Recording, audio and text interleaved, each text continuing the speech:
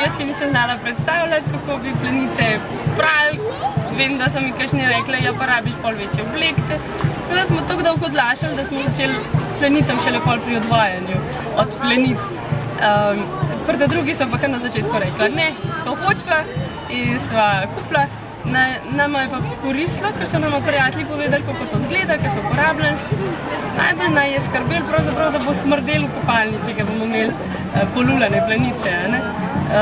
Pa smo pa videli, da če se splahnejo s hladno vodo, pa da so v eni zaprti posodi, da sploh ni težava, da se to redno pere.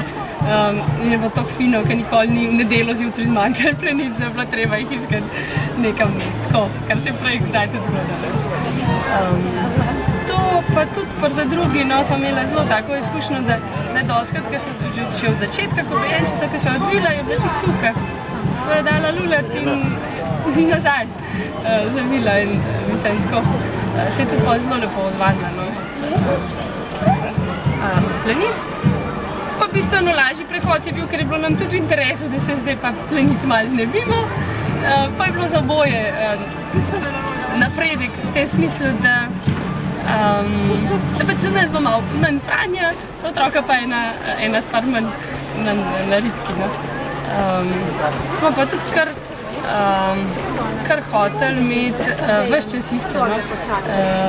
Tudi če smo kam šli, smo si kar napakirali to vrečkico, ki smo jo takrat dobili pri plenicah zraven. Pa smo jih malo sprali, pa dali kam sušiti, pa je bilo zelo vredno izkušnjo.